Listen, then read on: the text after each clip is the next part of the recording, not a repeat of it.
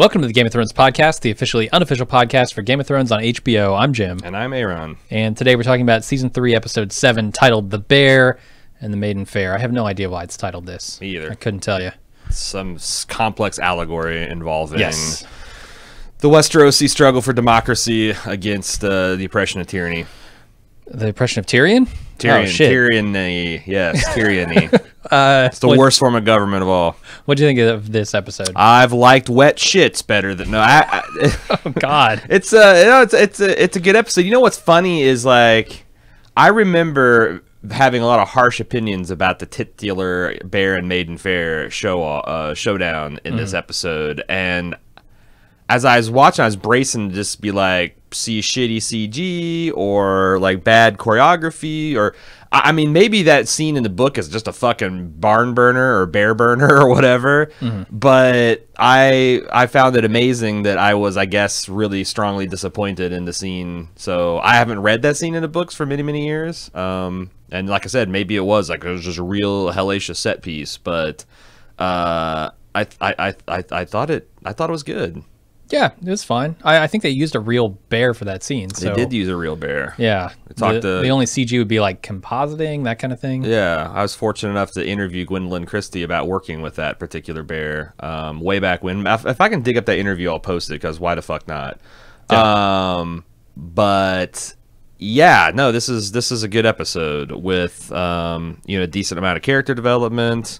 Some very difficult to watch things and unfortunate to watch things, and maybe more so if this has been your second time through the series and you kind of know what's coming. But yeah, it's also kind of like more of a moving things around episode too, setting Absolutely. things up, like getting Arya from the Brotherhood to the Hound, getting Dany advancing her plot line as she continues her campaign against Slaver's Bay. Moving Robb into position where he needs to be to meet with Walder Frey and continue his campaign. But for all that, it's still entertaining. Yeah, I thought it was good. It's hard to really say that this is one of the better episodes of the season, coming off the back of so many really Right. good episodes. Right. I think this was, things that needed to happen, but stuff that isn't very exciting.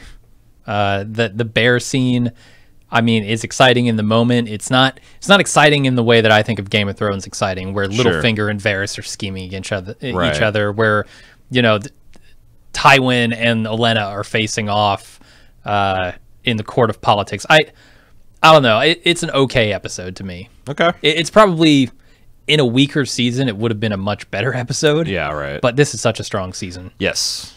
So the contrast is there. Should we get started with the recap? Why not? Oh, I did notice that Michelle MacLaren directed this one, which is a staple of Game of Thrones and other show directing. And of course, also we got a new location this week on the big map. Young The Guy. windmill. Oh, Yes, the wind. It would have been funny if they'd put the the King's Windmill or whatever on the map to show you, because I'm kind of curious exactly. John's a week's march away from Castle Black. That's that's a good amount of ways, especially overland and not on a road. So I kind of would like to know exactly where they are along the wall. That'd have been a cool detail to add. But yeah. So it seems like they went over the wall and they're traveling kind of parallel to the wall to Yeah. get to Castle Black. yeah, Yeah. Okay, let's get into the first scene here. John explains the methods of war south of the wall to Ygritte while she teases him about it. And then Orell tells John he's going to lose Ygritte because he doesn't understand that people do things only when it suits them. This episode, I liked Orell less and less, although I started to understand him a little bit more. yeah. Later on we find out essentially he's in love with Ygritte Right. and is super jealous of John for that. Yeah, no, and because I was, everything he was saying, I was kind of like, do I agree with the thrust of his argument? And I guess I this is where I square the difference between being a pessimist and an optimist, because I do agree that that's fundamental human nature, that we're humans, or we're animals, and put against their backs to the corner will lash out at anyone and everyone. But I think that's also an obligation for a just society to engineer scenarios where people aren't forced into those corners and don't turn on each other. Because like when it suits them, when life is going good, everyone kind of loves each other and works together, and everything is easier and better. So Oral's not wrong. He's just not have the benefit of, you know, living in any kind of non-shithole situation. Yeah. I don't know if the North is going to give him the non-shithole situation. I don't know the Westeros. Westeros is not a great place on the balance to live unless you are a high lord or lady. Yeah. And even then, you better be on the right side of whatever is currently going on in the kingdom. All right, then we go over to Catelyn worrying that Walder Frey is going to see the marriage of his daughter to Edmure as a slight, but Robb is there to remind her that Edmure is the best marriage the Frey house has ever had. And then he goes and he bangs Talisa, which the irony here, just the pure, I don't know, there's something delicious about saying, give Edmure, he's great, and then he goes off and does whatever the fuck he wants with his love life. And when they're done, Robb tries to plan his war, but Talisa is just looking too good. She's in the nude. He's totally distracted, and then he abandons planning altogether when she tells him she's pregnant. I did enjoy, and in the way that men do, her lying there with her feet laced together, like her toes. It was a striking image. Sure, I can see why he's distracted. Writing her mother and all that, but it is a sad commentary in the King of the North that he is just brushing off all of these very valid political questions, and you kind of wonder, like, maybe if Talisa were slightly less hot or Robb was slightly more focused, they wouldn't arrive a day late. But Robb's like, hell, I got a warm bed and it's shitty out there, and I'm going to lay with my new queen. It's not a great look. No, it's not a great look. And I know, okay, Robb looks like a man full grown. He looks like a man who might be 30 years old in these scenes. Yeah. He's supposed to be like 16, right, in the books? Yeah. A boy, sure. Yeah, I think when you keep that in mind, you can kind of forgive it. Like, he's playing much younger than he actually looks, I think. And so, you know, he might be distracted. He might be privy to or susceptible to the whims of his. Although it's funny you say that, because like I've seen people in their mid-20s and 30s get completely Twitter-pated and make bad decisions. Hell, I've seen people in their late 60s and 70s get Twitter-pated and make bad decisions. Like, it is something that I don't know that you outgrow. It's more. It's like maturing isn't necessarily about an age. It's more of experience and wisdom that hopefully comes with it. But I think 16-year-olds are not going to have characteristically not great at judgment. Sure, they've got zero especially experience, when it comes to sex. Zero experience, zero wisdom, and 110% hormones. So no surprise there. It's understandable. It's still so stupid. Right. There's a lot of gratuitous sexual nudity. There is like at the beginning of the episode, it's like, okay, well, you know, you got King Robb and he's got the nice ass, and Talisa, but then it just like the hits kept coming. So, but good for Richard Marsden or whatever his name is for bearing that kingly ass. Tormund would know what to do with all the gratuitous nudity in this episode. That's right. As he advises Jon how to fuck a woman, then Oral professes his love to Ygritte and tells her that she won't like Jon when she finds out what he really is.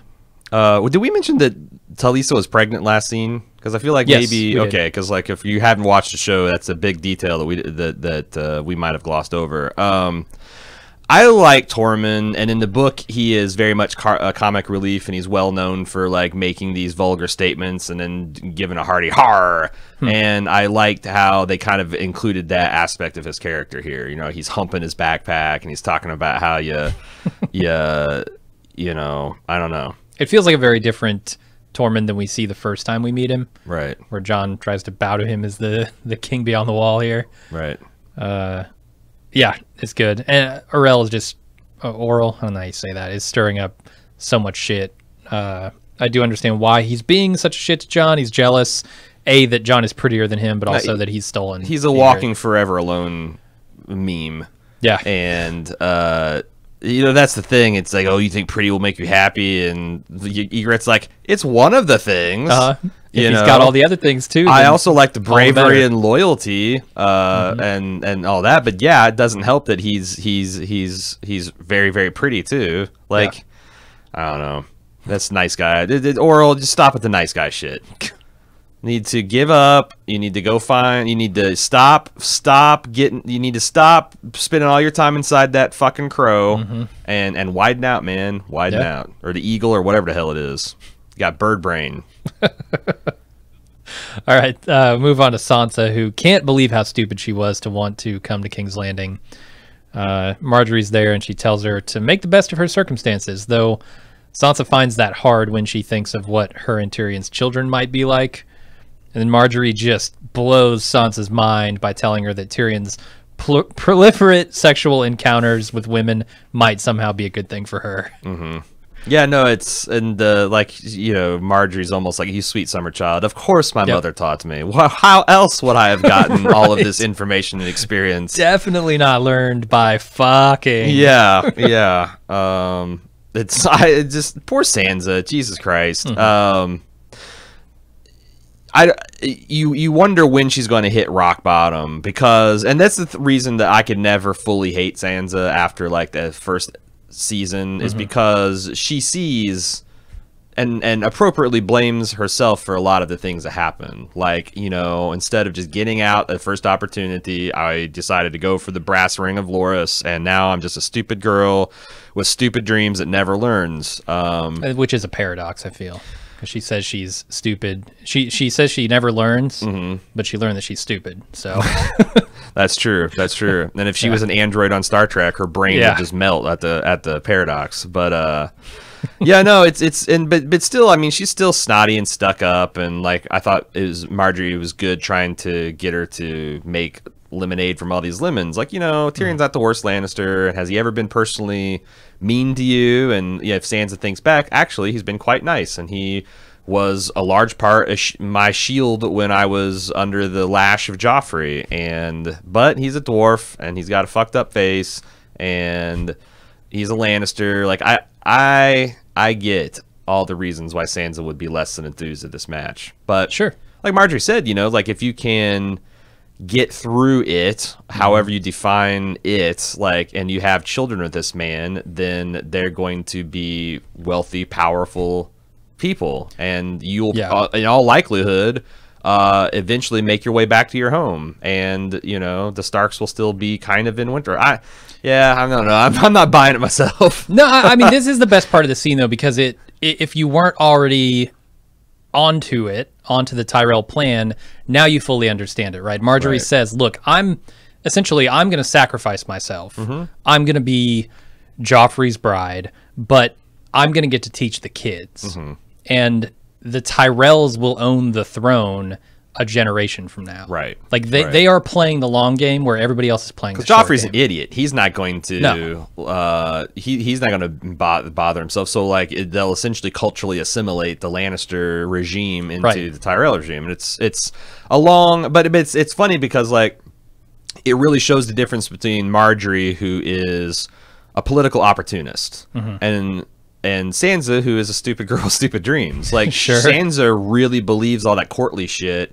Marjorie only does in so much as it gets her closer to what she wants. Like, she sees, this is the system I'm born in. How can I maximize the things that I can bring to this system to get me the highest score in the game? And Sansa just sees the system, but actually sees a false, you know, she buys the sales and marketing of that system. Even as little as one episode ago. We'll see how that plays out for her. We go over to Bronn, who is having a lot of trouble sympathizing with Tyrion's plight, given that Sansa is so young and beautiful. He says, look on the bright side, Tyrion. You're going to have 2 women and a whole kingdom to rule over once he and Sansa have a child. What's not to love? But Tyrion doesn't really see it that way. These are 2 mirrors, because like, Marjorie's trying to talk Sansa into Tyrion, and Bronn's trying to talk Tyrion into Sansa. Yeah, it's a weird scene, because they're like, at this time, I think Sophie was actually 15, maybe 16, and in the book she's supposed to be like, you know, 13, 14. Like, so they're essentially talking. You're talking this man into deflowering a child, and you know, to modern ears, that's that sounds very, very disturbing. And I guess Tyrion is the good guy for, like, you know, trying to put up a fight and trying to be the advocate for Sansa's feelings in the matter, and but there's also the Shay thing that's wrapped up to it, and that's just I just have a hard time with Shay. I do too. There's going to be a scene later on where we'll probably discuss it's that. It's so hard to discuss, like this stuff like this, like. But the thing is like I had a lot of antipathy towards Shay before I was a book reader, before I kind of knew things were coming. It just like always seemed like the problem was that they never were like any kind of what you'd call evenly yoked. Like they didn't really want the same things. They didn't have the same like things that were important to them and family and culture.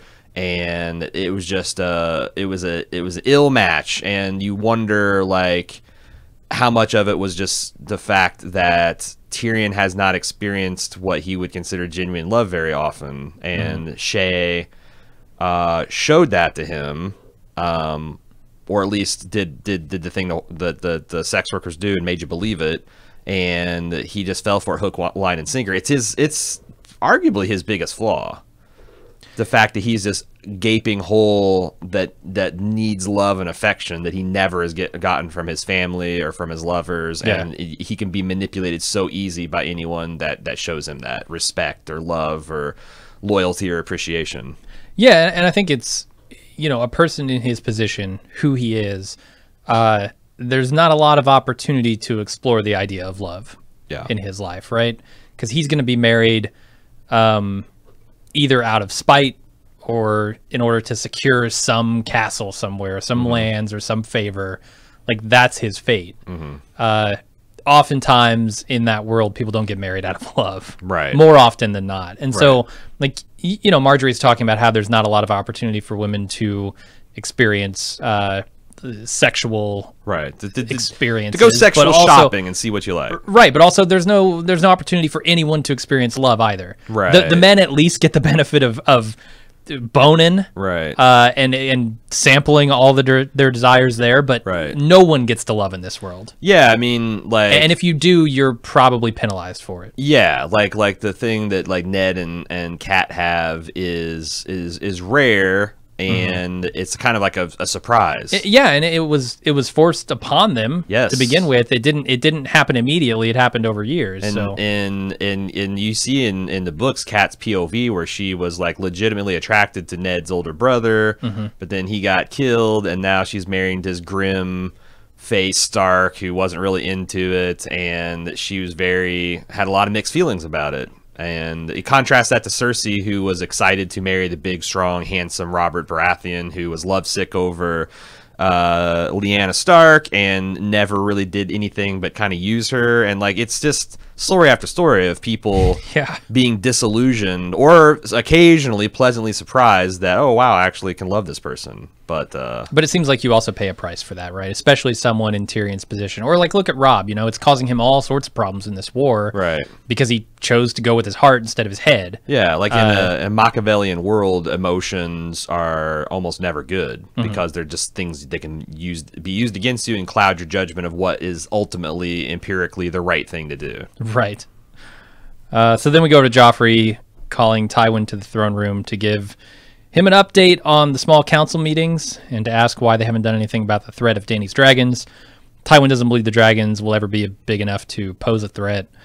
And then Joffrey is really upset that he's not being consulted on anything, so Tywin soothes his worries by promising that he will be consulted when necessary.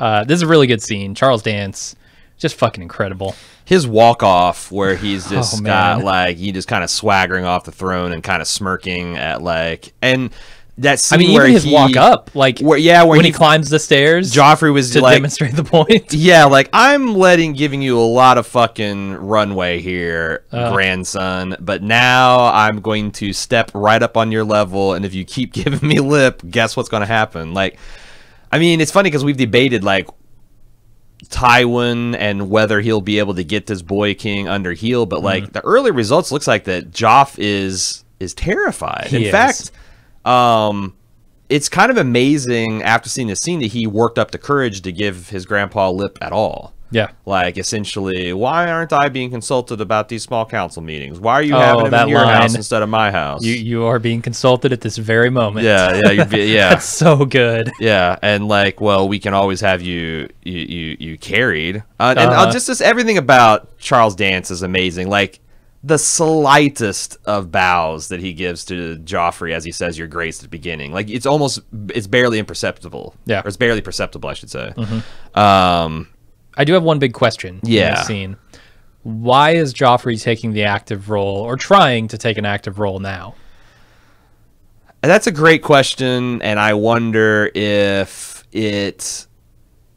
Marjorie put him up to it, or if he's like emboldened by murdering Roz, and he thinks, oh, I'm a man now, and I've like, oh, and like since Grandpa's been here, I haven't known shit about what's going on. Like, maybe I don't know, because like it doesn't seem like it's something Marjorie would put him up to. I don't think it's something that Cersei would put him up to. I think it's kind of came from within. Like, I'm a man full grown. Yeah, it's just sort of weird for Game of Thrones to do that, I guess. Like, yeah. Normally they give you a reason leading up to someone's decisions. Yeah.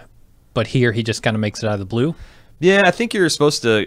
I mean, I shouldn't say you're supposed to. I say that I say that because you just see scene after scene of Tywin scribbling notes and meeting with the small council, and the king's never there, and he's just taking all these unilateral actions without any kind of.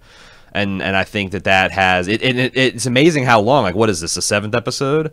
It's taken this long, you know, because Tywin rode in at the end of last season. It's taken this long for Joffrey to notice, hey, am I even really the king? I just feel like they could have like dropped the line to him about Dany, because we don't even know how he found out about Dany's dragons, right? Like, just have Varys mention something, or and him looking concerned. He's riding in a litter through town, and he sees out his window as he's holding his nose like a mummer's thing about Dany and her dragons. Something. You're right. Something. It was just out of the blue. It kind of put me off, but hopefully it has consequences going forward, and they're setting something else up. Yeah.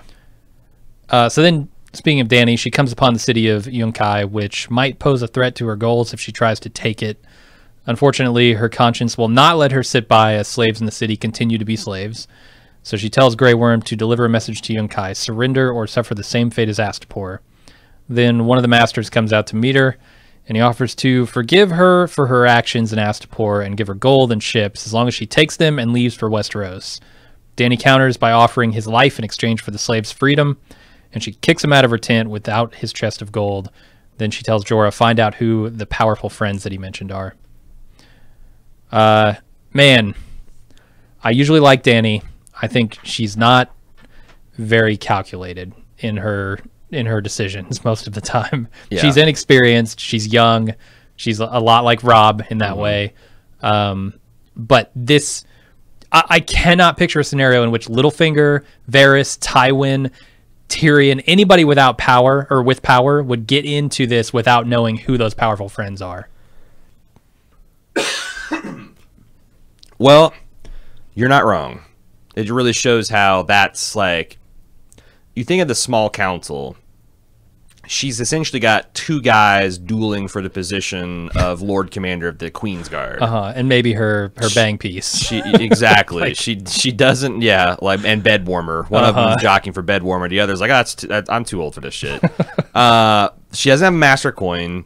She doesn't have, a Master of Whispers. She doesn't have a Citadel trained Maester training her with the diplomacy, and she just like, she doesn't know anything. The one trick she's got is she's got dragons and a fierce army and some swagger and flush from previous victories, and she feels righteous. So she's going with that, and I felt like her show, I don't know, I guess I felt her show of strength was appropriate. No, I like her sentiment. Like, I want to go free these slaves. That's my number one goal here. 200,000. I got 200,000 reasons to free the city. And nothing is going to stop me, no matter how weak I seem in the moment. But I just think that she needs to calculate her moves a little bit better. Right. I was also like, man, when they're offering her all this gold and as many ships as she needs to go to Westeros, like, wow, what an opportunity. Yeah. What an opportunity. It's tempting. But I also think she doesn't have the army she needs, right? Like, she can get the ships, she can get the gold, maybe she can buy an army with the gold, I don't know. But right now,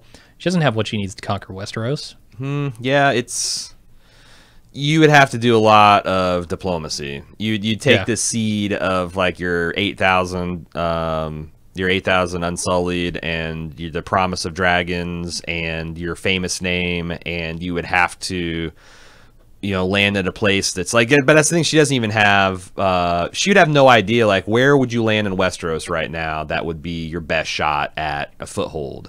Like, your ancestral home Dragonstone, Stannis is camping there with the remainder of his army. Good luck taking that. Like, where, like, in the north, there's no one there. Like, where is the place? Like, she doesn't have any idea. So it's weird because, like, the fanboy in me wants her to take her ships and her army and her dragons and go over there, but I guess the fan of great drama sees that she's really untested and untried and needs a lot more experience. She does. But she at least knows the answer. She at least knows to ask the right questions. Like, who are these powerful friends? Let's find out. Because this was all foreplay. Him with the chest of gold, her with the dragon snapping. That's like, these are just threats and saber rattlings until she figures out his full strength. And I don't know. It seems like it's an okay way to play for now. All right, we go on to Tyrion trying to smooth things over with Shay. She is less than interested in letting his wedding to Sansa go. And he promises he'll buy her a home in the city and give her fine clothes as well as children. She says that she's just his whore, and when he gets tired of fucking her, she will be nothing. Yeah. I mean, that's kind of an accurate statement from the start of your relationship, yes? Yeah, well, that's what I'm like. What I thought was interesting is everything here was a completely honest conversation. It's just a conversation about people that it's time for them to part ways because, like Tyrion said, like, cross the narrow sea and do what? Juggle, be a fool, because that's what he could do. That's what he could do in the free cities. Right. And you're worried about me banging Sansa? What are you going to do when we get over there, huh? Right. You're going to go back to your profession? Right. Am I going to be cool with that? Yeah, like it's tough because, like, what he can provide her is a very comfortable living, and she could be the true woman behind the great man, as however attractive that might be to her. And, like, this vague concept of always be your lady, but that's not enough for Shay. So I mean, that's the thing. That's what Tyrion promised her, right? That she could come to King's Landing and be the hands lady. Right. I don't know what she took that to mean, though. Like, there's obviously no official marriage in the cards here. Right. She should have known that from the start. I think Tyrion said as much. I get it. I get why she's upset, but what is Tyrion to do? What am I to do, Shay? There's Yeah. not enough eyebrows in the world. Yeah, I mean, like I said, these are frustrating things to watch because they're people trying to make a connection that just can't be made. And I think Tyrion is smarter, and I do not see what he sees in Shay, and that's what, like, every time I go and read interviews of the Double D's and even George Martin himself saying, oh, when we got this Shay character, and she just blew us away with how charming and attractive. And then I've met her. She's a perfectly nice woman. And I don't mean this to disparage her in any way, but, like, to get this under Tyrion's skin, I think she would have to be just, like, jaw-droppingly beautiful and, like, and insanely charming. She'd have to be like I don't even know. I don't even know to make me believe that Tyrion would just be at some point just be like. But on the other hand, like, he's starved with love, and she professes to love him. And I'm going to say this, but the thing is, like, here's the thing. Yeah. If I want to talk brass tacks, I don't believe Tyrion in his 30 years of life and all the whoring that he has done. I don't think that Shay is really the first prostitute to try to, like, oh, I've got a Lannister in my bed, I'm going to really turn on the jets and, like, try to ingratiate myself. Like, Tyrion should be an expert at shedding this kind of attention the way a duck has evolved to shed water off their feathers, man. We know she's not. Right. I mean, he was married to her before, so. Right. Although, yeah, that's complex and maybe a spoiler, but they say it in this episode. Yeah, right, but I think there's more to the story that we know so far. But anyway, okay. I just don't buy that. I don't think the show did, like, because they played a game of truth and dare. like when they're drunk. Like that's the thing that like sold him on her, because like I just have never seen why Tyrion would be anything but cynical about this relationship. Yeah, and here's the thing about Shay. She's got an uphill battle when she's going to give what is basically everyone's favorite character shit. Yeah. Everyone loves Tyrion. Yeah. Everyone across the board loves Tyrion. So when you have a character directly opposed to that character like and if they what had, he needs, you're going to hate that character. You know, if they had a concrete scheme where like kind of like a Loras Renly thing where she's pushing him to some greatness that is dangerous but attainable. If she made him better in some way, like if there's like some kind of like scheme they had, like, well, if we do this, that, and the other, then my dad's head will be in a noose and I will rule Westeros, or I've got a way to like get away that 100 million gold dragons and we can go and fucking buy a free city and I'll make dwarves the rulers of the land.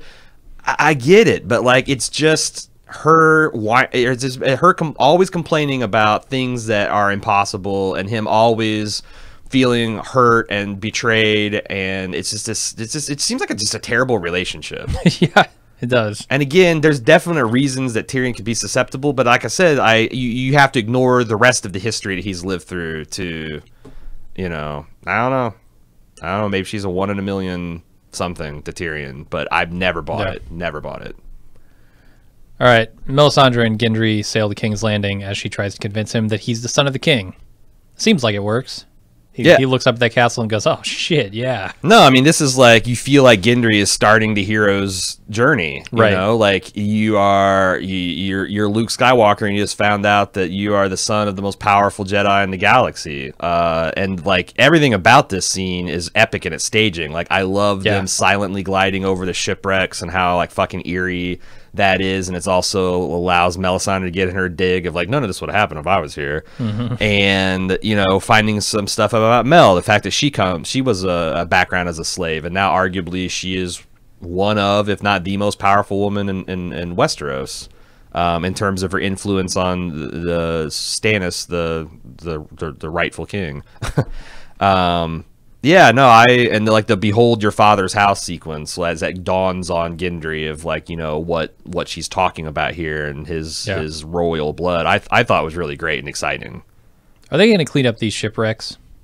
You'd think they would have, like, you'd have to dredge a channel or something, right? Yeah. Like, in fact, I was expecting, like, I don't know that ship's keel is going to make it over that. That ship looked much. I thought is going to, like, you just hear crunch and like, but yeah. You'd think that they would need to dredge at least a channel so people can get in and out. They should probably get on that. I imagine Joffrey's not too quick to clean. Like, you know, maybe they get a channel, but I think he likes seeing the bones of all those ships and being like, look at what I did.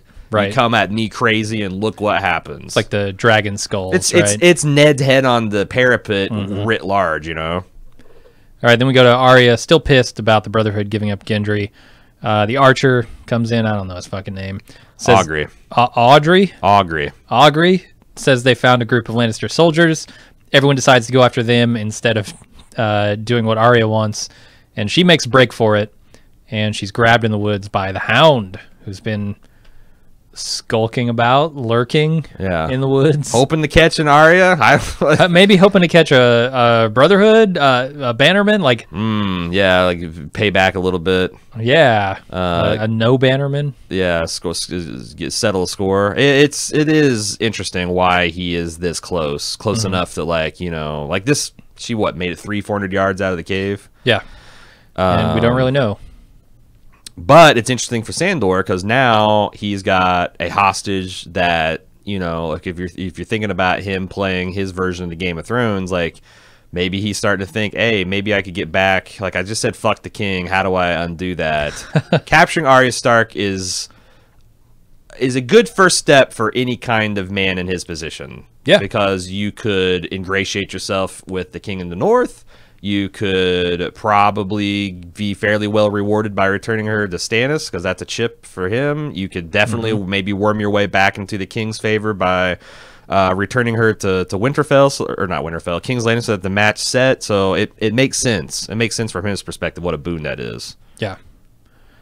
Then Jaime visits Brienne the night before he leaves. He promises to return the Stark girls to their mother, and they say goodbye. Then the next morning, Jaime packs his horse, and he rides off as Locke taunts him and says, they'll take good care of Brienne.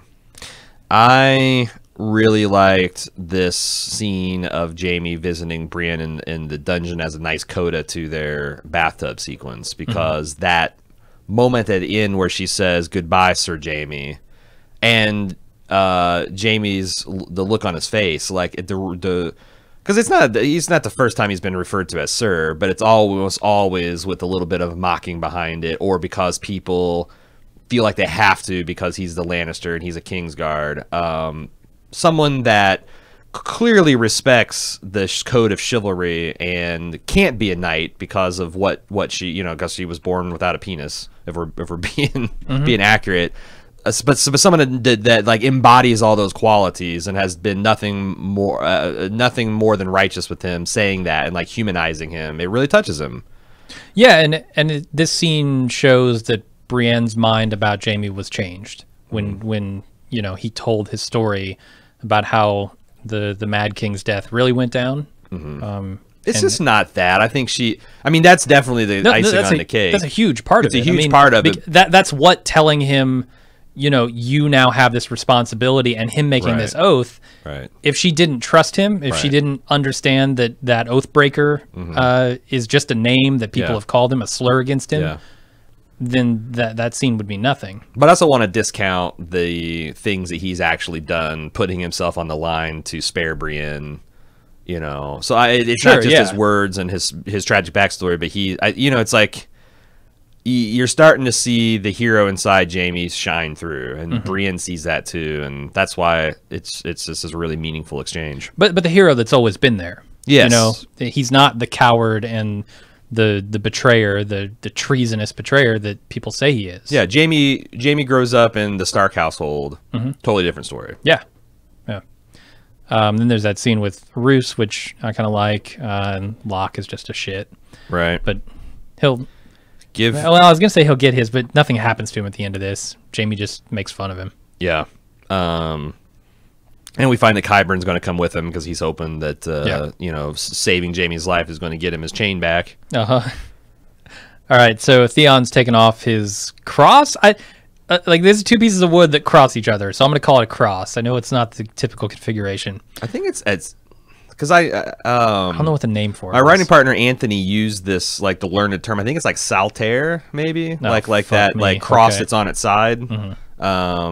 But I know it's got a proper term. I just don't know quite what it is. Or St. Andrew's cross is another one, because apparently that's how he was crucified.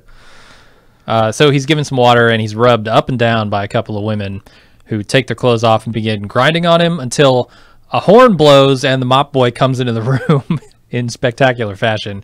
He has his men hold Theon down as the mop boy cuts off his cock.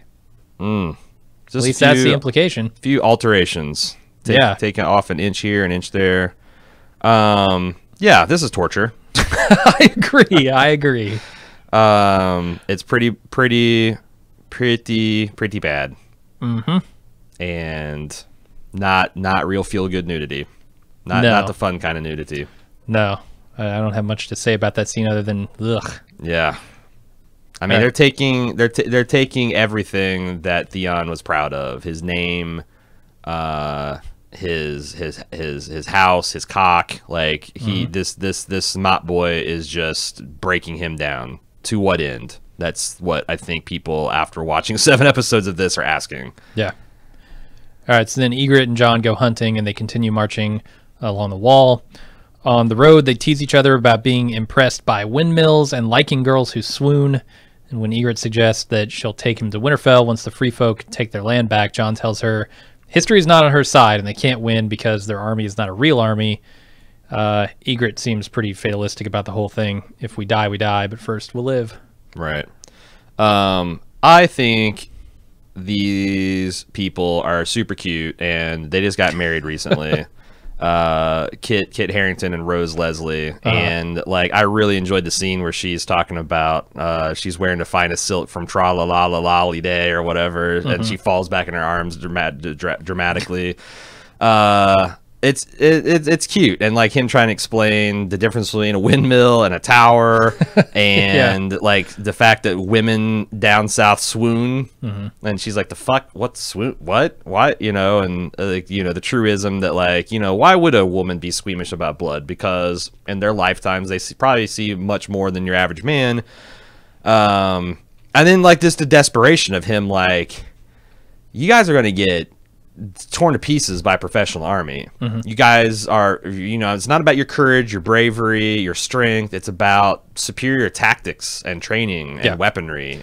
You're throwing rocks, they're swinging swords. Right. Like, and it's about like supply chains and logistics. And like, even if you do take Castle Black, you'll like, they'll just get 50,000 mounted soldiers and you have 0. You know, you got maybe a giant or 2 riding the tank, which is not bad. But, you know, back in my Command & Conquer days, mammoth tanks didn't do too well against just masses of smaller units. So it's true. And he's like those bazooka guys. Right. Yeah. And she just, I mean, this is a little bit of a Shay Tyrion situation in that it's like Ygritte can't see his point of view. Like, how could she? She can't conceive of stacking stones high enough that like that a farmer can just manage on his own. Right.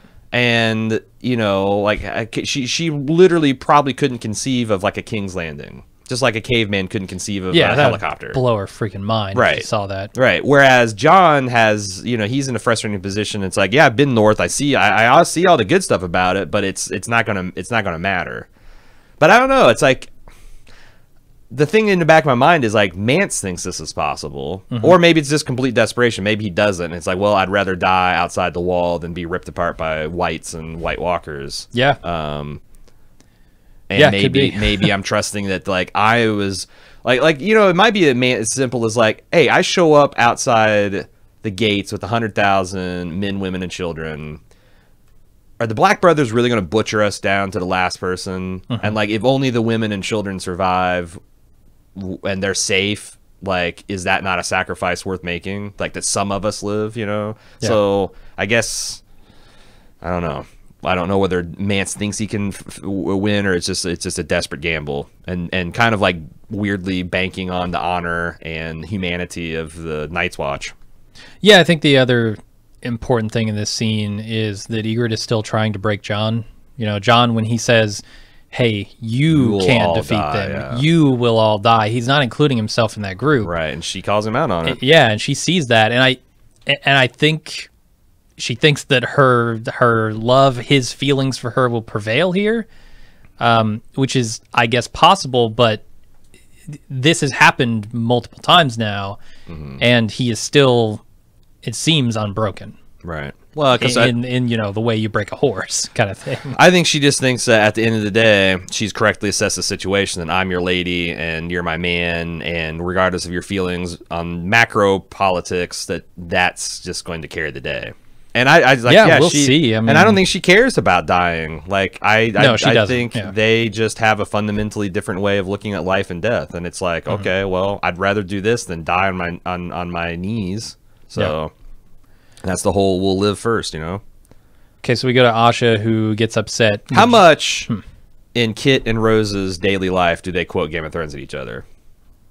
I think they don't talk to each other except in Game of Thrones. It's just like, it's always Ygritte, and that's what's in their cell phones. Like, I mean, there's no way it's 0. Like, it's of like course, every week they gotta have. I mean, you know nothing. You know nothing, Jon Snow. I mean, she has to say that to him daily. Yeah, I would be profoundly disappointed and think that they have no sense of humor if this wasn't like a part of their semi-daily life. Yeah, because I don't think it would get old. How fucking cool would that be? You know, right? Because it's got to be a cool experience filming this thing, and these characters are so iconic, and it's like it's just a fucking romantic as hell story, and then it's happening in real life. Like, I don't know. To me, that was more important than any royal wedding. Yeah. I couldn't care less about the king royal in weddings. the north marrying a princess, a wildling princess. Like, fuck the Windsors and their castles. Yeah. Give me Kit and Rose in a windmill any day. So Asha gets upset that Jojen's just sitting around filling Bran's head with black magic, as she calls it, and she demands that they head to Castle Black. But Jojen and Bran are adamant about heading north to find the Raven. beyond the wall. And Asha tells the story of Bruni, her man, who died and turned into a zombie and tried to kill her, which is why she refuses to go any further north than Castle Black. It's a really good Hodor in this scene. I really appreciated just how much and how little that says. Yeah, at the same time. You said it all, Hodor. You said it all. You said it all. Right on, man.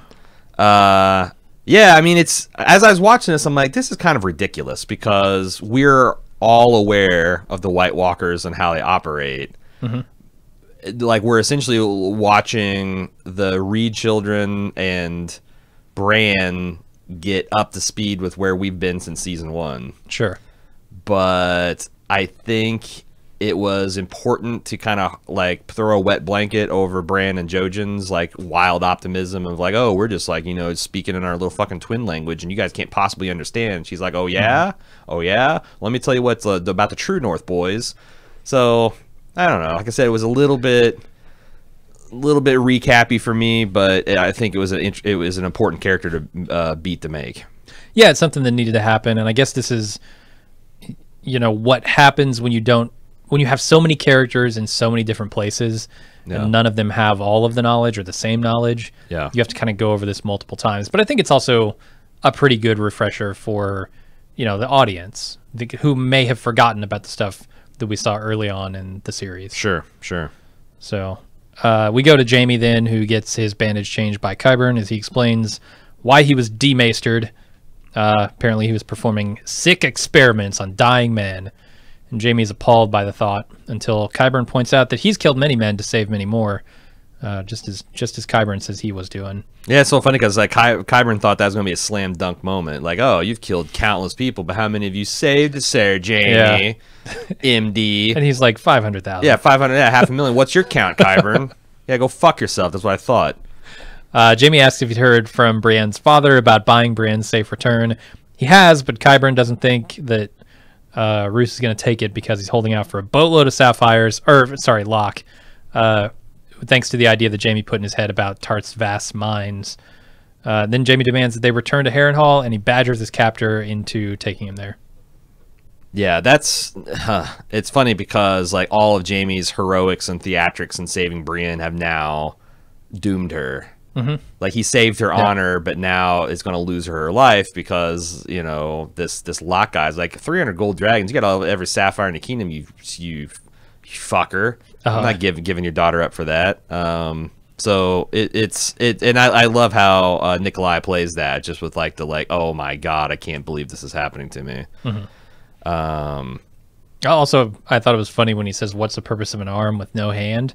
You're the one who wanted to keep it, fucker. Right. You made Qyburn not chop it off, so don't question your handless arm. Yeah, that's would be funny if Qyburn's like, yeah, he's like, I totally agree. Gets his knife out, the gleam in his eye. Right.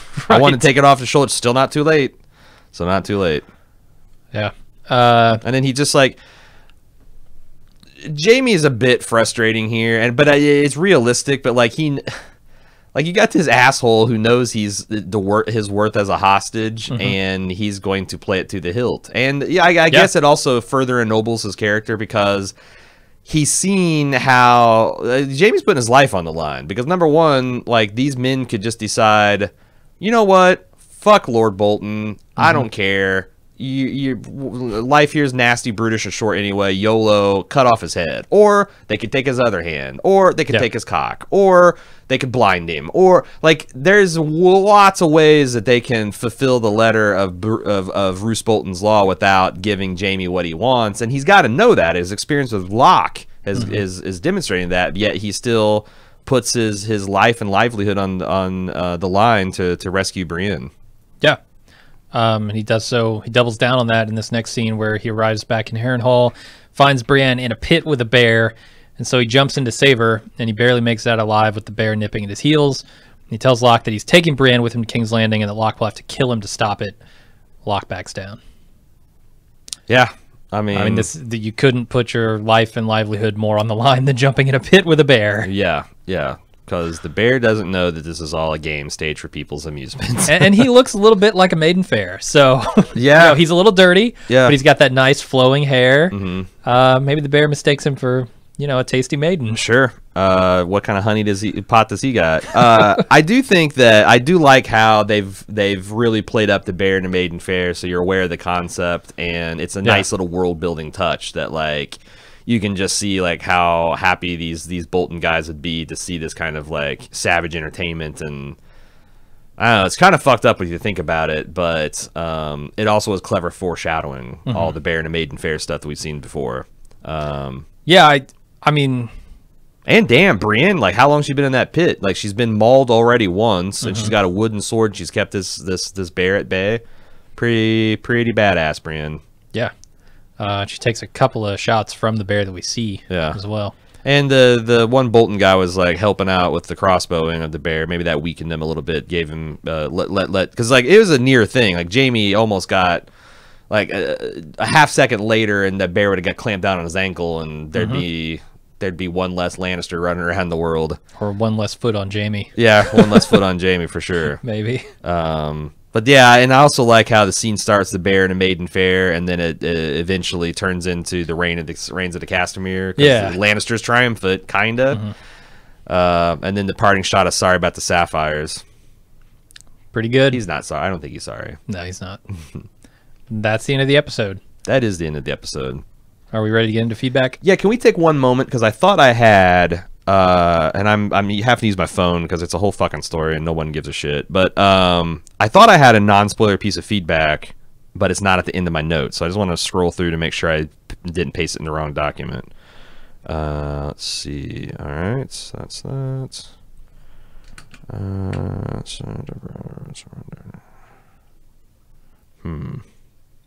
Thought it was a short one.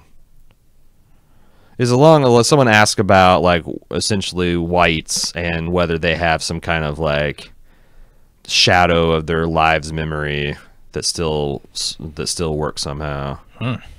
Oh, here we go. I can take this part. Okay, that's what it was, a smaller part of an email, and I like to have at least some non-spoiler feedback if I can all make that work. Who did that? This was a Lauren M one. Okay. Really seeing how the sausage is made here, guys. Really seeing how the sausage is made. Poorly. Partially ground. Okay. Let's talk some feedback, Jim. Okay. I've only got one fragment that I was able to recover from Sam. I don't know. Why am I trying to make this a fist of the first man cash kind of thing? I got a one single email that's non-spoilery, and then we'll have a whole bunch of spoilery emails. It's from Lauren M. She goes, even though we don't know much about the Whites, when Asha's retelling the story about her run-in with the White that used to be her man, it sounds like he knew to go back to where they used to live. Has Gurm ever spoken about if Whites still have memories of their old lives? Not to my knowledge, although the So Spake Martin archive is wide and broad, and I certainly haven't read all of it. But I would also like to point out that in the first season, when we have the Black brothers who were carried underneath the wall and reanimated, they knew to go right to the Lord Commander's quarters. Like they weren't fumbling around and like doing zombie shit from Walking Dead. They were almost like on a mission. So there's a couple ways you can interpret that. Maybe they retain some part of their memory, or whatever force is animating them and controlling them has access to the same memories. So whichever one it is, I do think there is something about when they take over a dead person, they the White Walkers have the memories and intellect that person possessed, which is scary because it's a great way to get intelligence, right? Yeah. And that's not like set in stone. That's just what I think is what's happening when we look at these different situations, and we don't have a ton of information to go off of either. That is all the unspoiled email that we can consider at this time. We will have a spoiler section here in a minute. I just want to let everybody know that Game of Thrones at baldmove.com is where you want to send us these missives if you want to be considered for the podcast, and also forums.baldmove.com if you want to talk about the episodes with your fellow fans. And now we should get to the spoiler section. Jim, did you have any spoiler observation? First of all, Theon's torture count is now stands at 6. Okay. Lots of torture. Yeah. Cut off his cock. Yep. Yep. And then there's a really just awesome Ramsay eating sausage scene here, coming up. It's a real treat. It's a real gifable, memeable moment. Very good. Did you have anything you want to talk about? I had a couple points. Yeah, just one small one. The scene where Jaime's leaving and he's talking to Roose and he says the Lannisters send their regards. That's obviously coming back in episode 9. Yeah. When he slits Rob's throat. I think he stabs him. Stabs Rob? And it says Jaime Lannister sends his regards, or the Lannisters send their regards. Yeah. Also, same scene, Locke taunts Jaime by saying, "Go buy yourself a golden hand." Mm-hmm. He does. He does. Totally does. And it's actually a somewhat fearsome weapon of war. I want to talk about a contemporary theory that was really popular in these twilight moments of season 3, which is Talisa as a Lannister spy. Okay. And if you recall that, like, she's writing this missive in a foreign language, and like Rob pointedly asks, like, "Oh, what are you writing? Who are you writing?" "Oh, my mother." "Oh, is that a language that I can't understand?" And there's a lot of prominent sequences in the previous chat season where she is similarly, like, they make it a big point that she's embedded in Rob's camp, and she's always like scribbling on scrolls and writing things. And there was a really big theory that had some kind of robust theory crafting behind it, that it turns out that she was going to be a Lannister spy that was keeping Tywin apprised of all of Rob's strength and movements and where he's going to be. Mm-hmm. I don't think that's true.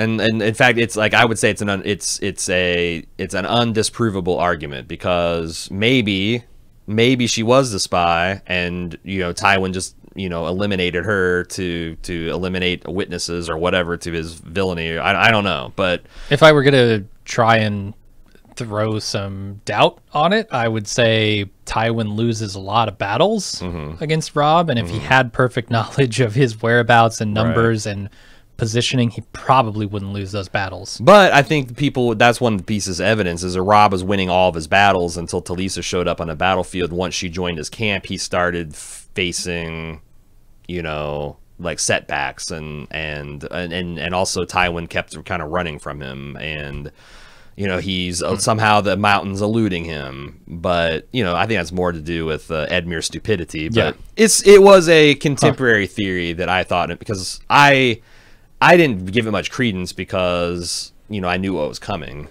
but it was a very popular theory, and I just want to throw it out there because that's kind of one of the things we do. Try to, like, and it's weird because, like, this whole season, I was thinking, like, where's a good point to talk about this? Because it would be fun to advance theories, like if I had a perfect recall of, like, where the fandom was at this point in the season, like, to, like, let the people who are not spoiled but it's weird, because if a theory is accurate, it would be a spoiler. So if I'm just divulging, hey, here's what's in the zeitgeist, it's Talisa as a spy, people would assume, well, that's not a right theory, or why would Aaron be talking about it? So I just do it for fun here in the spoiler theory for everybody to remember. Oh yeah, that was a thing. Anything else? No. All right. Alexis M from Los Angeles says, Miri Maz-Dur kept saying that only death can pay for life. It occurred to me now how often this theme pops up in the Song of Ice and Fire series. When Dany builds the funeral pyre for Drogo, 3 people go into the fire and 3 dragons come out. I know there's a theory out there about Dany being a reanimated Firewhite. Maybe this is some evidence for that. Khal Drogo is already dead, yes, but she was letting go of his life with that ceremony. Did Drogo, Miri Maz-Dur, and Dany herself pay for the life of the dragons with their own? If true, perhaps that fact is Dany is some sort of undead creature, as is Jon Snow, meaning their deaths could pay for a life, specifically one that will grow in Dany's undead womb. Life from death, right? I mean, I think the show... I don't know how the books handle this, but the show, in my mind, has said Dany was unfazed by that fire. Right. Not that she was burned up and killed and came back. They say that essentially she's immune to heat and fire and stuff like that. Maybe only in certain moments. Right. But I mean, that bathtub scene where we first see her, the water's so fucking hot it burns people. Yeah, no, she's sitting in it like it's nothing. It's indisputable that in the show, Dany has fireproof powers because it's demonstrated, or heat-proof powers, I guess. It's demonstrated many, many times. Yeah. In the books, it's not a thing. Like George Martin says, it's not a thing. Dany gets burned by her dragon's fire. I think she gets burned when she's trying to pull a spear out of Drogo's flesh, and just the heat of the spear sears her hands. And she later has bandages, and she's complaining about, oh, my hands are hurt because they're burnt. But yeah, it's definitely a show thing. I do like the symmetry of her actually dying, but in some kind of weird dark blood magic, her life force was channeled into the dragons, and that somehow brought her back as well. And there's also a fourth life, if you want to throw in there, that Rhaego, the son that she lost, miscarried during this whole fiasco too. But that's the thing, like, now you're starting to see the problems of the theory, right? Well, Drogo was dead already, so like Miri burned alive, Dany burned alive, and a corpse burned alive, and that was life for life. Like Dany smothering him with a pillow earlier in the day counted for that. And then, like, what about the Rhaegal thing? Did that save Drogo's life? But the more I think about it, the less convenient it is. And also, like, I honestly don't know what Martin's playing with.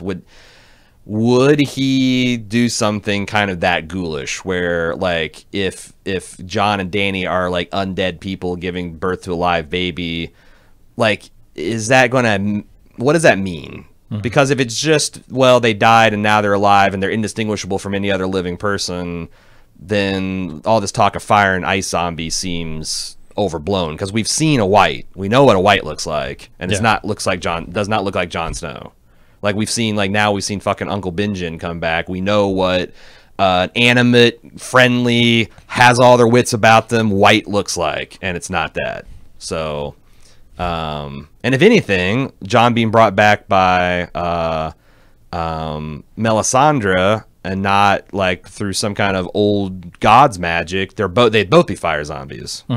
So there's a lot of problems with the theory. And also, it doesn't seem like that religion requires a life for life, right? Because the people who bring them back don't lose their lives. True, but they lose parts of their soul, is what's the report. You're making this stink face. Does Thoros lose part of his soul, or does Beric when he comes back? That's what he says. That's what he professes. But both in the books and the series, it's something that he states and he feels, but there's not like a lot of freaking evidence. And I think there's even one scene where Jon says he doesn't feel like quite himself, but like he still acts identically to any other season of Jon Snow. So, and the thing is, like, what will happen in the books, because Jon's dead, like, as we speak. He still lies dead after being betrayed by his fellow brothers at the end of Dance of Dragons. So who knows what Martin is going to do, but the show has gone their own way, and I don't think any of that stuff is going to play out.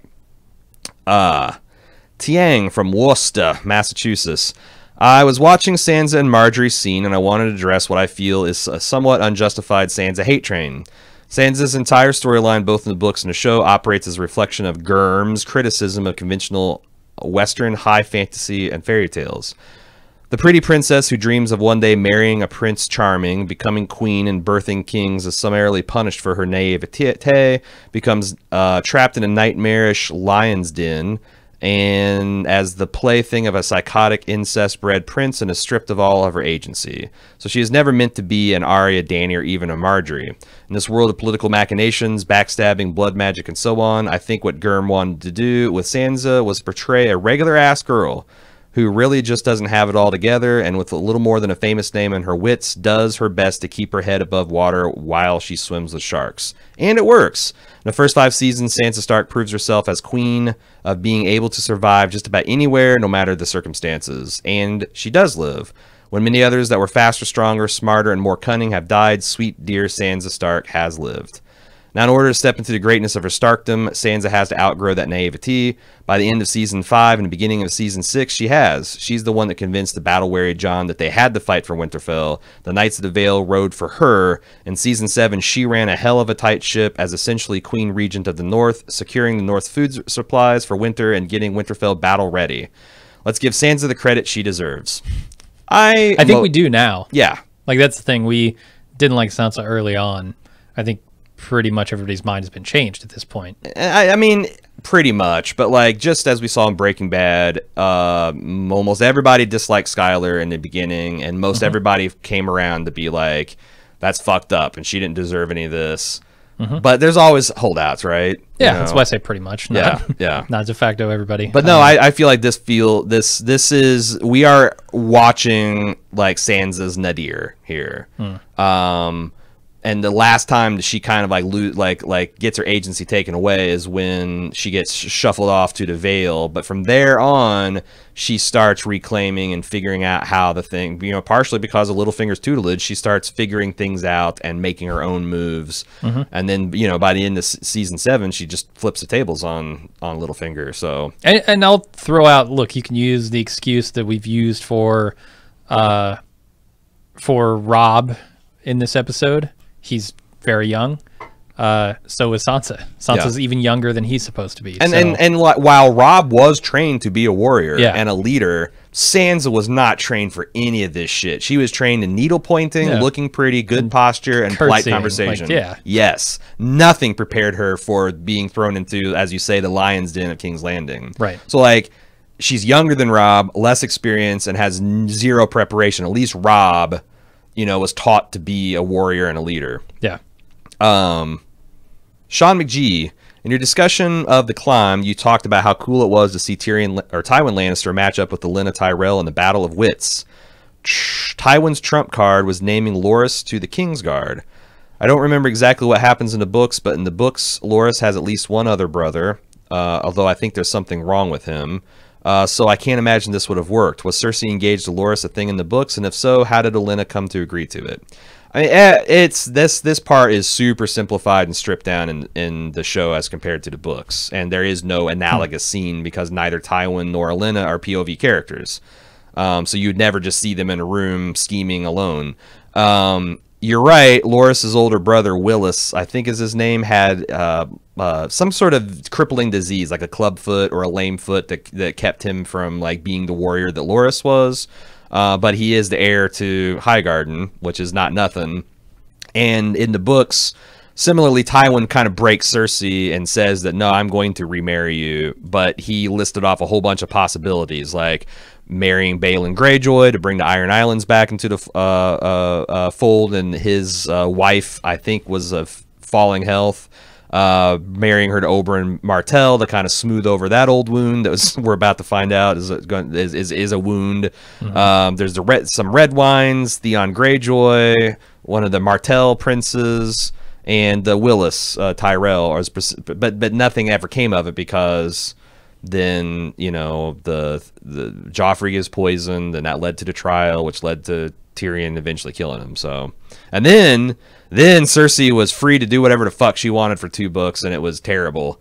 And she essentially tried to lead on every man and manipulate them with her bed and promises of marriage. And it's pretty, because the funny thing about that in the books is that she's not aware that everyone that she thinks she's seducing is using her. Like they're actually spies for other people, or you're manipulating her because she's just, she doesn't have the experience to do this shit either. Alex G. I'm very much enjoying your Game of Thrones retrospectives. Well, thank you. Just wanted to weigh in with the defense of Rob as we approach the Red Wedding. I think your take on him was a bit harsh. Compared to his arc with Daenerys, they both have had potential. They both are kids. They both make many early mistakes. The difference is that every one of Rob's mistakes blow up in his face, whereas Daenerys ends up with minor roadblocks that generally turn into learning experiences. Examples. Both are betrayed by someone they shouldn't have trusted, Theon and Jorah. Theon's betrayal fractures Rob's kingdom, but Jorah's betrayal fizzles when his assassination attempt fails. Rob's biggest mistake, marrying someone he shouldn't have in a way that sets him back politically. Daenerys does the same thing in Meereen, but her husband gets murdered by the Sons of the Harpy before there are any real consequences to her decision. Rob needs more troops and is forced to go to the frays, while Dany needs more troops and is captured by the Dothraki. Rob gets murdered while Daenerys gets a brand new army. I could go on. You know what, Alex? You are right. The writer is on Daenerys' side and he is not on Rob's side.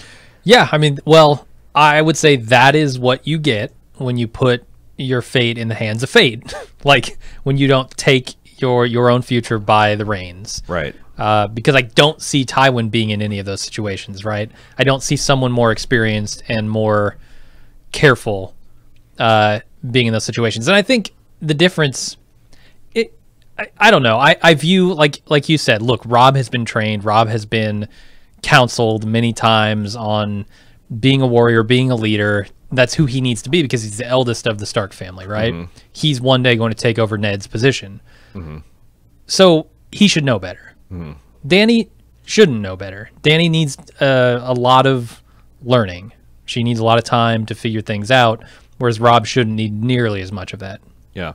And even Tywin, in his youth, when his father died and he took over, like, he inherited a realm in disarray. His father was generally a weak leader who got Twitter-pated by a young wife and wasn't paying attention to his duties at court and to his own bannermen, and he'd let these reigns of Castamere become almost as wealthy and powerful as the Lannisters. So when Tywin went to bring them to heel, I mean, that was a toss of the die because this was a large, powerful house, and if he had the majority of the lords on his side and raised the banners and crushed Tywin, or instead of, essentially instead of insulting Tywin, if Tywin showed up, he just, took him prisoner and took over the thing. Like I have the image of Tywin as this great master tactician, so he had a little bit of luck on his side, I think. Is one way to read that scenario, and Dany did too, and Robb did not. Because I do agree with the analysis here that essentially every one of Robb's mistakes was punished harshly, where Dany has just the thickest of plot armor. Yeah, she got soft landings on all that stuff. Yeah, yeah. And here's the weird thing is, I think retrospectively I give Dany a little more leeway because she does have this arc where she learns a lot and she makes a few mistakes, and sometimes they threaten to blow up in her face. Sometimes they do in a minor way, but she is on this path of learning, whereas Robb gets, cut down in his prime. And I give her a little more latitude because I know the journey she's going to take. Right. And I think people were a lot less patient with Dany in the first watch because they didn't know where it was going. They didn't know if it would ever go anywhere, that kind of stuff. Right. No, I mean, that's the thing. Like, once you settle down and accept the fact that she's just not going to sail to Westeros and kick ass, dude. Right. Like, I remember being very frustrated with that whole arc when I was reading it. But then I read, was it the Myronese Blot, I think? It was a blog, like a big WordPress blog, and this guy laid out this argument that, like, this is actually really intense political pot boiler thriller kind of stuff. And when I read it a second time, I'm like, oh yeah, I'm seeing these were necessary. Like, it's not as exciting because, like, everything in the first three books just fucking is relentless. Yeah. Ned gets killed, banners get raised, kings start marching, battle. Betrayals and plotting, Dany's just cooling her heels over there and slowly amassing power. But that's definitely an interesting thing. It's just not. It's Martin subverts his own expectations by having the first three books be these like tightly plotted thrillers, and the others then become kind of meandering and whatnot. But yeah, if you can on second watches and you really appreciate what they're doing with Dany, it's entertaining. It's just not what I think people were wanting or expecting from the jump. Yeah. Lauren has a couple of mini questions for us. Marjorie mentions to Sansa that her son could be Lord of Casterly Rock in the north. Do you think Tywin would have ever given Tyrion's son Casterly Rock? I mean, you're talking about something, if Tyrion knocks up Sansa right now, that this kid is not even going to be thinking about Lord of anything until he's like 16 or so, 15 or 16. Yeah. How long will Tywin live? Because once Tywin's dead, it's fair. Jaime, the thing is like at this point in the story, Jaime is like best buds with Tyrion. Like, they are really good friends and they love each other. Yeah. And Jaime loves Cersei, and he's a Kingsguard. And what are the odds that Tywin dies, and suddenly, like, if anyone is going to make a claim, like if Tywin died and just Jaime keeps his mouth shut, Tyrion's Lord of Casterly Rock. Like, that's just, I mean, I don't know what kind of wills and testaments you can live, but like, I don't think there's any kind of document that would screw. Yeah, no, and unless Tywin before he died strong-armed Joffrey into signing some kind of like stripping Tyrion of his lands and titles and inheritance. That's who I'm worried about. I don't know exactly that that I'm worried about, like Yeah. Tywin saying, "Oh, you got to do this to Tyrion," but Joffrey seems like the wild card there because he hates his uncle. Not only that, He but hates him. I could see it's like a Baratheon situation where Joff sits on the throne, but he gives his younger brother like Castler Rock in the same way that, like, you know, Stannis got Dragonstone and Renly got Storm's End.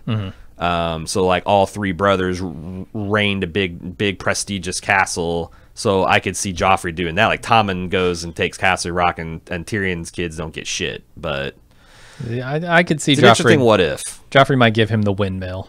Yeah, That's what I think. yeah. And then The have Lord him of the thrown off Wind. of it. Because that's a good, that, you know, if Joffrey continued being a mad king little shit, and Tyrion's the only thing that ever kept him, and like as soon as Tywin died, like it might be a real fucking dark age in Westeros. Yeah, like, you know, unless Marjorie can. Tyrion might just get killed because like Joffrey fucking hates him. Yep. He hates him for being right. He hates him for all the slaps at his stupid face. He hates him for trying to rein him in when he was king. He hates him for surviving his first murder attempt. Yeah. Lauren, she continues. I've definitely read a lot of fan theories that say if Sansa were to be with anyone after war is over, it should be Tyrion. He's the only person who's never tried to hurt her or use her for his station. Do either of you like this theory? Yeah, I mean, I don't know what legs it has, but I do think that's an accurate assessment of Tyrion as a person. Yes. I don't think he would hurt Sansa. I'm ambivalent because I kind of feel like Sansa deserves to be happy. And I don't know that Tyrion is, even after everything she's been through and her appreciation, I don't know that that's her ideal match. Yeah, that's probably fair. And there's just so much history there. Like sometimes, like maybe in an alternate universe that would have been, but like I just don't know that she could like.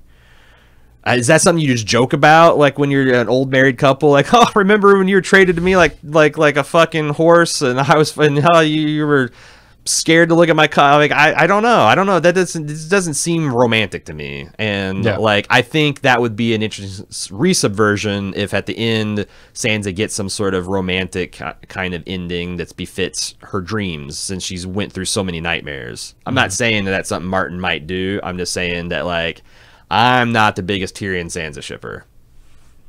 If Gendry survives the end, what do you think of the theory that he will be legitimized by either Jon or Dany? I think it's fucking dangerous politically. Yeah, no, to legitimize the son of the old king, the usurper. You'd have to really trust Gendry is never going to fuck you, because look up like the you know like the War of the Dragons, an approximate cause of that, and you know, look at Maegor the Cruel, or was it Maegor the Cruel, or was it? Oh no, it was Aegon the Unworthy that legitimized all of his bastards on his deathbed, and it just led to a massive civil war, the Blackfire Rebellion. Like, historically, nothing much good happens when you legitimize these bastards. What you would do is you find like Gendry and maybe make him a master of arms. You keep him close on your you make him best buds. He's your hunting buddy. You make sure he gets a nice suitable match. But I don't know. I think it would throw a lot of cold water on some of the theories of how this will end. If they were to try and legitimize some new king, right, for the Iron Throne. Or just legitimize him, and he's not going to sit on the Iron Throne, so he's just okay. Because he wouldn't, like, if he's legitimized, and they go back to the original bloodline, then he's nowhere near like ready to take on the throne. But this is not a statement against Gendry. You take a young man and you legitimize him, and then you give him decades of noble lords that want to start shit whispering in his ear. You know, your father was and you know, some people say that he was a lot better than these fucking Targaryens, and it's just asking for trouble. I thought you meant he wasn't even in line for it. He's not. He's not. Well, if he were legitimized, he wouldn't be. I mean, he'd be so far behind so many other people, because like Bobby B's claim to the throne is he was like one of his great aunts was second cousins to a Targaryen. Okay, well, yeah. I guess I was like looking at it from a starting over at Bobby kind of thing. You know, like let's forget about that whole Joffrey and Tommen experience. Yeah. But then, Dany's she's not gonna put him on the throne. So now I'm just saying that, like, it seems like it's rebellion bait to me. Yeah. Unless again, The other thing is, like, I think there's going to be some sort of very proto Magna Carta type Athenian democracy that's the end of this. I think there's a lot of hints in season 7 towards that, and in that case, then you legitimize him, and then if he gets duly appointed by the Lords Paramount to sit on the throne, then whatever, you know. David B. I've been progressing through your rewatch podcast in Game of Thrones, and you refer to the wall as being depicted on screen as much shorter than the book description of 700 feet. I believe you even have references regarding the design team discussing this with Martin. However, I think you may be mistaken. If you take, and he sent copious photoshopped images to support his argument. You'll have to take my word for it here. If you take the picture of the wall of Castle Black at the base and the elevator clearly visible, shown below, you can extrapolate the height of the wall if you know the height of the highest towers of Castle Black. You can estimate the height of the towers of Castle Black from the scene showing the inner courtyard, second picture included below. Assuming the average height of a man in Westeros is around 5'6", it appears that each floor in the castle would be around 10 foot high. The rooftops in the higher towers would be around 45 feet high due to their steeple formation. Now you take that and match it against the elevator in the wall from the first picture, and you have an approximate height of the wall on the show in picture 3 below. There are 14 to 15 of these segments, giving the wall height in the show around 630 to 675 feet. Although this is tall, it is basically a 70-story building, which is not all that shocking if you spent any time in New York City. All right, let me say, no offense to the emailer. No offense to you, Aaron. Yeah. Because I know you loved at one point to engage in this sort of thing. This is the least interesting thing I've ever heard. I don't care to think about this for even 1 second. All right. I mean, but I know there are people out there who do. Right. I know there are. And no offense to you. And as someone who is, I will say, David, I think I don't have any problem with their math. And I actually went to try to find, because I was just going on my memory. This is something I didn't look up. So I actually went and saw if I could reconstruct how I arrived at this idea. And I found an interview with Martin where he showed up to the set where they filmed the wall, and it's in a stone quarry. And the walls of the stone quarry are around 300 some feet. And Martin remarked to the set guys, like, wow, like this is pretty much how it would look, huh? And the guy's like, oh no, these walls are like half the size of what the wall should be. And Martin said, he quote unquote said, oops. And I saw another interview where he claimed that he realized he fucked up the scale of the walls when he went to the cliffs of Moher, or I don't know how to pronounce, it's an Irish word. And those are exactly 700 foot tall, and he saw just how ridiculously high they'd be. Like, here's big problem with 700 foot walls and medieval technology. There ain't an archer in the world that can threaten a position that tall. You know, so like every time, like if you got the strongest man and the most powerful longbow, you would be hard pressed to shoot an arrow 400 feet into the air.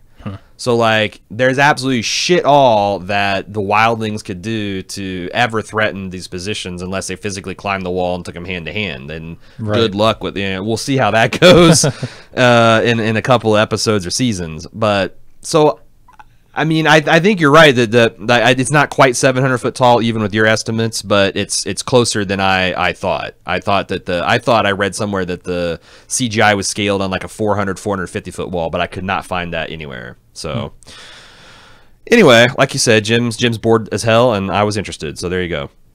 Rich from New York. Hey guys, last episode had Ramsay offended that Theon would think he was an Umber. I think this is a nod to the books, given that the Umbers were traditionally rough and rugged men who lived in harsher conditions than the rest of the North, given their proximity to the wall. Their house sigil is also of a giant in chains, so I suspect that there are rumors or made-up stories about them, which would certainly inform Ramsay's opinion. Anyway, as was shown in Season 6, Small John Umber betrayed the Starks by giving up Rickon Stark and then fought with the Boltons on their side during the Battle of the Bastards. This obviously is in contrast to what happens in the books, where the Umbers are fiercely loyal to the Starks, even having Small John as Robb's personal guard. I know you talked about this during your Season 6 recaps, but I was wondering if you had any new thoughts on the change in story since you've all been rewatching the series from the beginning. The Great John Umber is still shown to be a great supporter of Robb as the King of the North, and the Umbers in general are still shown to be loyal to the Starks since they provide shelter in Rickon.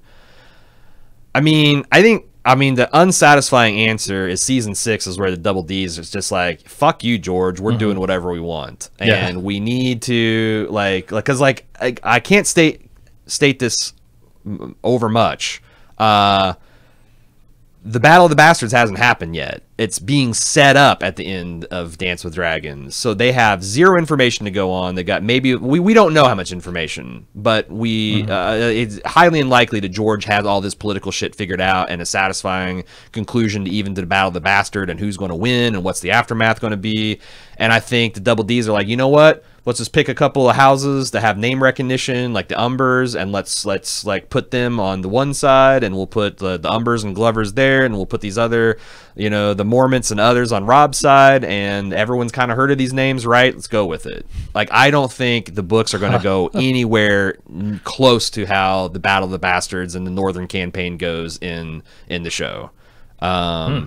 And I don't think the Double Ds give a shit about the Umber status of fiercely loyal bannermen, and, you know, because they made that a whole point. Like, in the books, everybody in the North is like, if we if we can fucking kill some Boltons and Freys before we go out, before the winter, let's do it. I'd read like this, I forget the one guy who's in one of the Northern Mountain clans, and he's like, I'm not going to live through this winter. I want a guy going out bathing in Bolton blood, you know? And that's like the sentiment of the North. The fact that like the North would be torn, the loyalties between the Starks and the Boltons is horseshit. It's just utter horseshit. Okay. But what are you going to do? Like, who are you going to blame? The Double Ds for writing some shit in 6 months, or Martin not finishing in 9 years? I know who I blame. You have anything to add, Jim? No. All right. I feel like so a lot of the spoiler stuff, I just rant like a madman. I mean, so much of it is like based on the books laugh. too. Yeah. All right, Fern from New York City. I was just looking for clarification on Jaime's status with the Kingsguard. Did he join willingly or was he forced? In season 1, when Tywin speaks to Jaime in the classic scene where Tywin's skinning that elk, he tells Jaime how he wasted his youth by being a bodyguard for a madman and a drunk. I took this to be that Jaime volunteered to be a Kingsguard, and Tywin was always upset about the decision.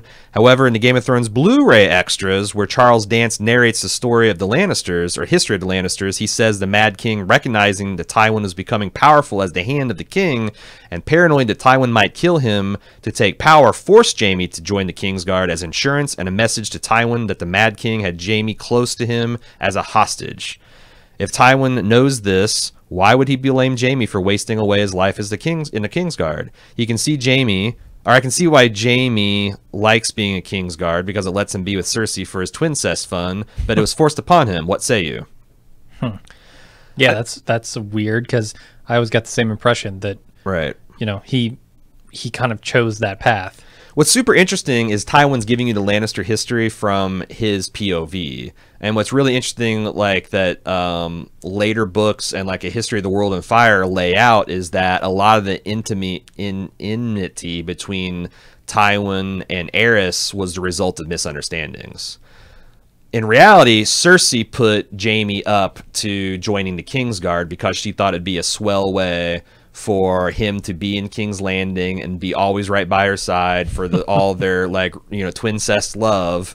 And Tywin and Aerys was like, okay, well, whatever. But Tywin interpreted that as the power move that he. So when Charles Dance is reading this is entirely Tywin's analysis that is flawed. Of what the Mad King was thinking and the machinations behind it. It was Cersei's entirely to blame for Jaime being the Kingsguard, because Jaime doesn't give a fuck. First of all, Jaime likes the Kingsguard, and he likes, like, he grew up romanticizing those stories, and those are the best swords, and it's the best sword. He's one of the best swords in the land. If he can be there and fuck his twin sister, then he's all on board. He doesn't give a shit about Casterly Rock or that seems boring as fuck. And you guys remember that Jaime's like a teenager at this time too. Yeah.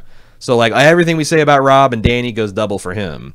So like it's good that there's actually like a definitive answer for that, because yeah, I was hoping it wasn't just another situation of the Double Ds and no, a hazy story. That's like in the early goings there is everything, and I really appreciated the detail that that Tywin Lannister is telling the history from his biased and imperfect point of view. Where when you zoom up and the historians like the Maesters are writing the story, they're like, well, you know, Aerys was kind of butthurt because he thought Tywin was a little late saving him from these raiders, and then there's like all these series of misunderstandings, and also Aerys was going crazy, so he got more and more paranoid, and things that he intended to be honors and boons were perceived as slights, and vice versa, and And in fact, that sundered their relationship because Tywin resigned as the Hand, and then took Cersei back to Casterly Rock, which separated the twins until she got married to Robert. So like, that was maybe Cersei's first grand plan that blew up in her face, but it won't be the last. All right, Sean from North Kakalaki, which that's what they called it. That's North Carolina. I don't know why North Carolina is called Kakalaki. I actually spent 5 minutes reaching why, and I didn't come to a satisfying answer. So, you North Kakalakians want to? Is it just it's like why are Indiana people called Hoosiers? Yeah. There's like 5 or 6 different bullshit folk stories, but we just are. I'm hoping to obtain your all thoughts about an idea I had while daydreaming in microbiology class today. The most common thought I've heard about you shouldn't be daydreaming while you're in microbiology. You should be studying microbiology, man. You're paying a lot for those classes. Sure are. The most common thought I've heard about the White Walkers is that they are a metaphor for climate change. I agree that this is a valid analysis, but I don't think it goes much further than the fact that the White Walkers changes the weather and that the general population is ignoring this threat. Yeah. I think that, that's still a pretty good analogy. I think that another analogy can be made is that the White Walkers are comparable to an epidemic such as the Black Death. I personally think this metaphor fits more snug. First, as the Night King represents patient zero. For each other that he infects, whether another White Walker or a White, that individual now becomes a new vector to transmit the disease. After the long night, the White Walker disease slowly grew with help from Craster and the dead far north, until reaching a large enough infected population to move into the general population of both the wildlings and Westeros. To my knowledge, diseases were largely not understood in the Western world until the scientist known as the father of epidemiology studied the cholera outbreak in the 1850s and discovered the connection between human waste disposal and contaminated drinking water. The name of the scientist established the modern disease study. The father of epidemiology is Jon Snow. Yep. And get out of here. You know what's funny is I think this came up in season 5 and we had the exact similar floored reaction. Okay. Yeah, no, it's absolutely true. What a coincidence. What a coincidence, because I'm trying to think, and I apologize. I had a weird morning. I didn't get as much time to research as I usually do. But I want to say that George is maybe given 3 different things that the White Walkers could be allegories to, or maybe people have suggested to him. He's like, sure, whatever. Yeah. I've always thought that I know of recent years he's definitely seemed to be a fan of the climate change thing. Is everyone's petty squabbling about stupid shit, essentially. Yeah. Marginal tax rates and whether men can get married to men and all this other stuff, and yet we have a true catastrophe that's slow moving, out of our sight, like boiling a frog, and we're doing nothing about it until hopefully it's almost too late and not too late. But I like that theory because every time I talk about it, I get a bunch of angry emails saying, "You stupid idiot, buying in this global," proving my point. But yeah, your idea's got a lot going for it. Number one, the Jon Snow theory, the Jon Snow connection is pretty fucking badass. That seems pretty good.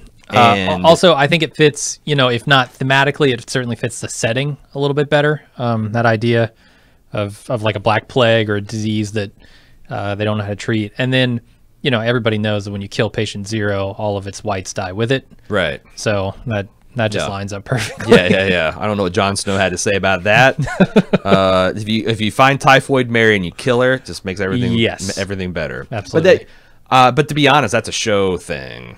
Right. That's not even. I'm kidding, obviously. Right. But I think setting wise, it does fit. Yeah. Pretty well. Yeah, it's he outlined it perfectly. And the idea that you could have an infection that you stamp out, but there's Ebola's deep in the jungles, or did Africa even have jungles, or is it deep into whatever in the Serengeti, wherever they get bush meat? There's these populations of monkeys that harbor it, and then every once in a while someone eats the wrong monkey and it bursts back out. That's kind of fitting of the long night. You think you got it beat back and it's gone, and everyone stops worrying about it, and suddenly shit, people are getting sick and boarding planes and spreading around the world. So I've played Plague Inc. I've played Pandemic. I know how this shit works. And that's it. That is our podcast for today. If you would like to send in more of their feedback, you can do so at gameofthrones@baldmove.com. Again, we have our forums. If you want to discuss some spoilers or non-spoiler stuff in our forum threads, you can do so. We will be back next week for episode 8. Until then, I'm Aaron. And I'm Jim. See ya.